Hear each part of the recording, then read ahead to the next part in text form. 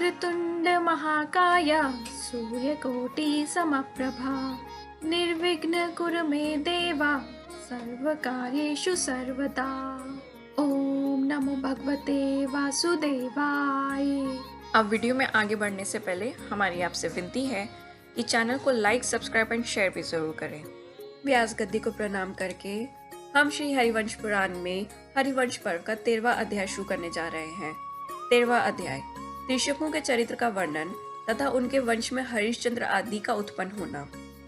विषमप्यान जी कहते हैं, राजन, विश्वामित्र जी के प्रति श्रद्धा भक्ति, उनके असहाय कुटुंब के प्रति दया भाव तथा अपनी की हुई प्रतिज्ञा से प्रेरित हो सत्यव्रत विनय पूर्वक विश्वामित्र जी की स्त्री का पालन करने लगा। वह ढूंढने से मिलने वाले कंद विशेष, बराही कंद तथा महिष कंद आदि जंगली कंद मूलों को काटकर उनका गुद्दा विश्वामित्र के आश्रम के पास के वृक्षों में बांध देता था। पिता के वन चले जाने पर 12 वर्षों के लिए वह चुपचाप अर्थात किसी को विदित न हो इस प्रकार व्रत करने लगा। इधर पुरोहिताई और यजमानी के संबंध के कारण मुनि वशिष्ठ अयोध्या की, राज्य की और रानीवास की रक्षा करने लगे। इधर सत्यव्रत अपनी मूर्खता या होनहार होने के कारण वशिष्ठ जी के ऊपर अधिक कुपित रहने लगा, परंतु मुनि वशिष्ठ तो उसके पिता को उनके द्वारा अपने पुत्र के राज्य से निकाले जाते समय विशेष कारणवश ही नहीं रोका था। पानी ग्रहण अर्थात विवाह के मंत्र सतपदी के पूर्ण होने पर पूर्ण हुए माने जाते हैं। इसके पहले स्त्री में कन्या तत्व ही रहता है, अतः वशिष्ठ जी सत्यव्रत से 12 वर्षों तक कन्या हरण का प्रायश्चित कराना चाहते थे, परंतु वशिष्ठ जी की इस गूढ़ आशय को सत्यव्रत समझ न सका। वशिष्ठ जी धर्म को जानते हैं तब भी मेरी रक्षा नहीं करते। भारतेय यह विचार कर सत्यव्रत अपने मन में उन पर कुपित रहने लगा। भगवान वशिष्ठ जी ने तो गुण बुद्धि से ऐसा किया था, परंतु सत्यव्रत उनके इस गुप्त अभिप्राय को समझ न सका। उसके महात्मा पिता को सत्यव्रत के ऊपर जो असंतोष उत्पन्न हो गया, इस कारण इंद्र ने उसके राज्य में 12 वर्षों तक वर्षा नहीं की। तात यदि सत्यव्रत भूतल पर कठिनता से पूर्ण होने वाले इस दीक्षा को पूर्ण कर लेगा तो इसके कुल का उद्धार हो जाएगा। यह विचार कर भगवान वशिष्ठ ने उसके पिता द्वारा त्यागे गए सत्यव्रत को नहीं रोका था। उनका विचार था कि प्रायश्चित के अनंतर इसके पुत्र को ही मैं राज्य पर अभिषिक्त कर दूंगा। राजन, बलवान सत्यव्रत ने भी चुपचाप दीक्षा लेकर 12 वर्ष तक इस महाव्रत को धारण किया। एक समय कंदमूल के गुद्दे के न रहने पर उस राजकुमार की दृष्टि सब कामनाओं को पूर्ण करने वाली महात्मा वशिष्ठ की दूधार गो के ऊपर पड़ी। जन्मेजय राजकुमार सत्यव्रत ने उस गो को क्रोध, मोह और काम के कारण तथा भूख से पीड़ा पाने के कारण 10 अनिष्ट धर्मों अर्थात अवस्थाओं को प्राप्त होने की दशा में मार डाला। वे 10 धर्म या अवस्थाएं इस प्रकार हैं: मद, परमाद, उन्माद, श्रम, क्रोध, भूख, उतावली, भय, लोभ और काम। इन 10 दशाओं में पड़े हुए मनुष्य पाप कर बैठते हैं। उस मांस को उसने विश्वामित्र के पुत्रों को खिलाया और अपने आप भी खाया। यह सुनकर वशिष्ठ जी भी क्रोध में भर गए और क्रोध में भरे हुए वशिष्ठ जी ने राजा के पुत्र से यह बात कही। वशिष्ठ जी ने कहा, क्रूर, यदि तुझमें फिर किए हुए ये 2 शंकु अर्थात पाप न होते तो मैं तेरे प्रथम शंकु को अवश्य नष्ट कर देता। पिता को संतुष्ट न रखने, गुरु की दूध देने वाली गौ की हत्या कर डालने और अपरोक्षित मांस खाने से तुम्हारे द्वारा 3 प्रकार के पाप बन गए हैं। विषमप्यान जी बोले।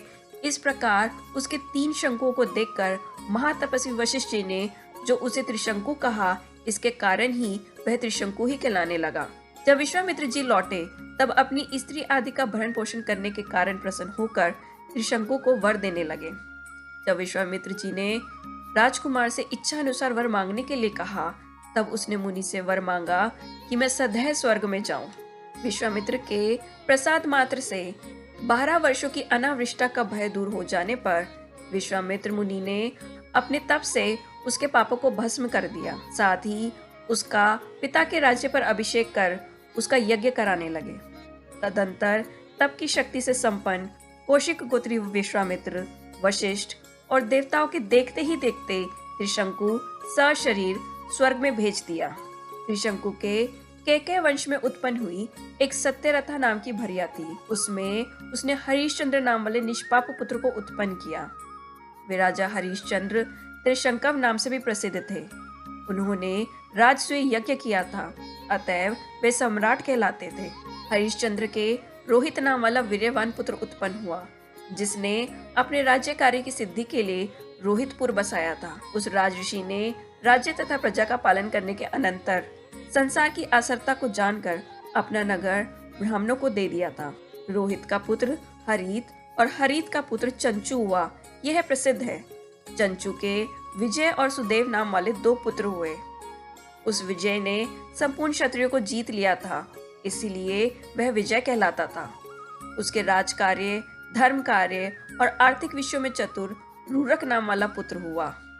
रूरक का पुत्र वृक हुआ और वृक के बाहु नाम वाला पुत्र उत्पन्न हुआ। वह राजा उस राजधर्म के युग में अति धार्मिक नहीं था, इसीलिए है और तारजंग वंश के राजाओं ने शक, यवन, काम्बोज, पारद और पहलव आदि राजाओं के साथ देकर बाहुक को उसके राज्य से भ्रष्ट कर दिया। बाहुक का जो पुत्र उत्पन्न हुआ वह गर अर्थात विष के साथ ही उत्पन्न हुआ था। इससे वह सगर कहलाने लगा।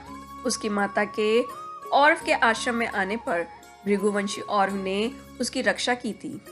सगर ने भृगुवंशी औरव से अग्नेय अस्त्र को सीखकर तालझंग और है राजाओं को मारकर पृथ्वी को जीत लिया। कुरुश्रेष्ठ धर्म को जानने वाले पूर्ण शक्ति संपन्न सगर ने शक, पल्लव और पारद क्षत्रियों को धर्म भ्रष्ट कर दिया था। अथ श्री महाभारत खलीबाग हरिवंश के अंतर्गत हरिवंश पर्व में त्रिशंकु के चरित्र का वर्णन विषयक 13वां अध्याय पूरा हुआ और अंत में हम हाथ जोड़कर व्यास कृति से उन सभी गलतियों के लिए क्षमा मांगते हैं जो हमने इस अध्याय के श्रवण मात्र में की हो।